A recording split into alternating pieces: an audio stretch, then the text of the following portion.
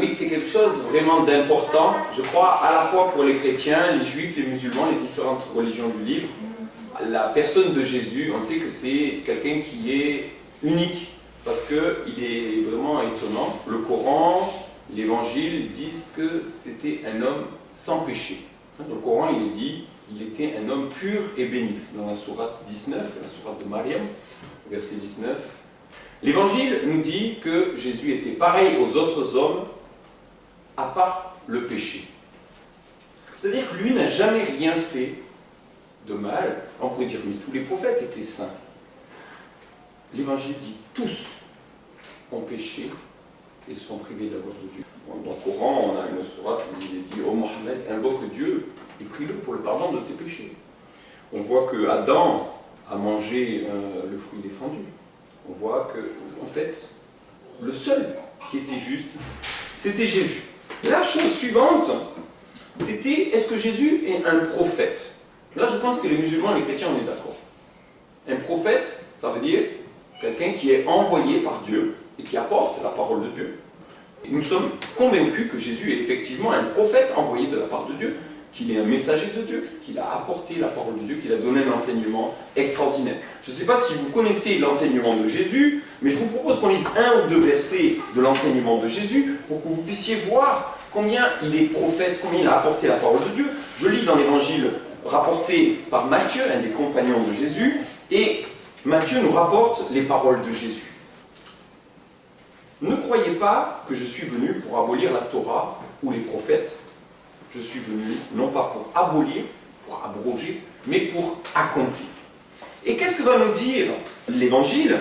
Par exemple, gardez-vous de pratiquer votre religion. Le mot, c'est tzedaka. En arabe, on dit zakat. C'est l'aumône. Gardez-vous de faire la zakat devant les hommes, quand tu donnes à un pauvre, pour te faire remarquer.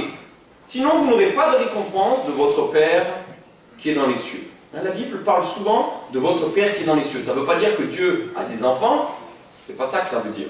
Dieu ne s'est pas marié pour faire des enfants, mais il est parlé de l'amour de Dieu, de sa bonté envers nous, du fait qu'il nous regarde comme un bon et tendre Père. C'est lui qui nous a donné la vie. Gardez-vous de faire le bien devant les hommes pour vous faire remarquer, sinon vous n'aurez pas de récompense. Mais toi, quand tu donnes, ne fais pas sonner la trompette devant toi, mais que ta main droite ne sache pas ce que fait ta main gauche. Et que ton aumône soit connu, non pas des hommes, mais de Dieu. Et ton Père qui voit dans le secret, c'est lui qui te revaudra ça. Même chose pour la prière. Les hypocrites, ils se mettent bien au milieu de la rue pour que tout le monde remarque qu'ils font la prière. Mais toi, quand tu pries, entre dans ta chambre, ferme sur toi la porte et parle à ton Père qui est là, dans le secret. Et ton Père qui voit dans le secret te le revaudra.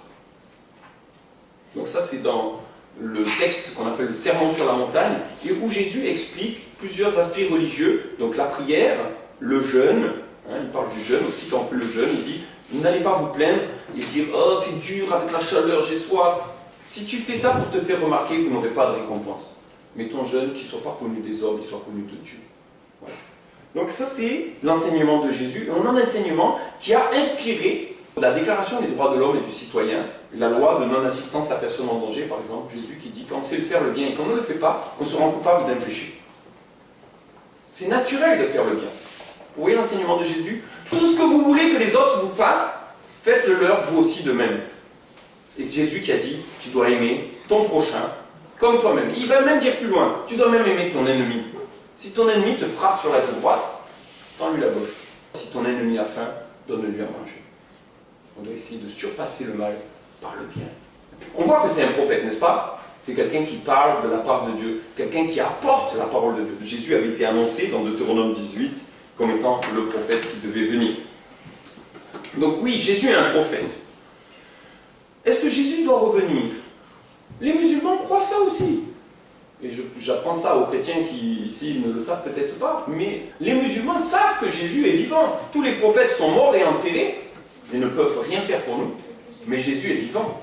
Jésus est à la droite de Dieu. Il doit revenir pour juger les vivants et les morts. Et tous les hommes de la terre seront jugés un jour par Jésus. D'où l'importance de connaître Jésus. D'où l'importance de savoir ce qu'on aura à répondre si on doit être jugé par Jésus. Tous les hommes de la terre doivent être jugés par Jésus. Et l'Évangile nous parle aussi de ça. C'est dans Matthieu, chapitre 25, où il est parlé du jugement dernier. Et il est dit, quand le Fils de l'homme viendra dans sa gloire, c'est comme ça que Jésus est mentionné, avec tous ces saints anges, toutes les nations, toutes les ethnies, pas seulement les Français, toutes les ethnies de la terre seront rassemblées devant lui. Alors le roi séparera les uns d'avec les autres, comme un berger sépare les brebis d'avec les boucs. Il mettra les brebis à sa droite et les boucs à sa gauche. Il se tournera vers ceux qui sont à sa droite et il leur dira, venez, vous, les bénis de mon Père. Entrez dans le royaume que Dieu a préparé dès avant le commencement du monde pour vous. Parce que j'ai eu faim, vous m'avez donné à manger. J'ai eu soif, vous m'avez donné à boire. J'étais étranger, et vous m'avez accueilli. J'étais démuni, vous m'avez vêtu.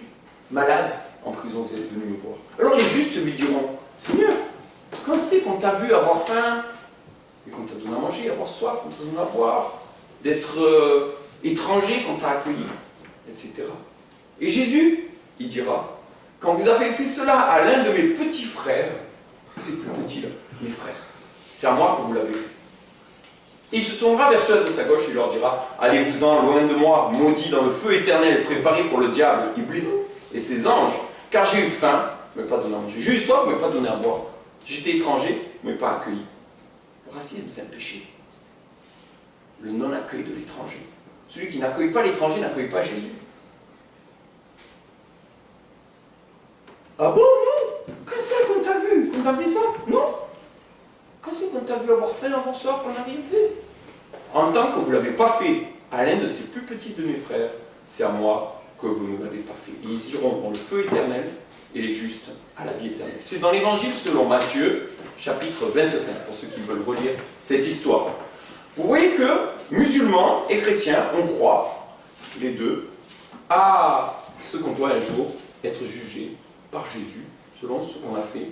Et il y en a qui vont aller dans le feu éternel, et il y en a qui vont aller dans la vie éternelle.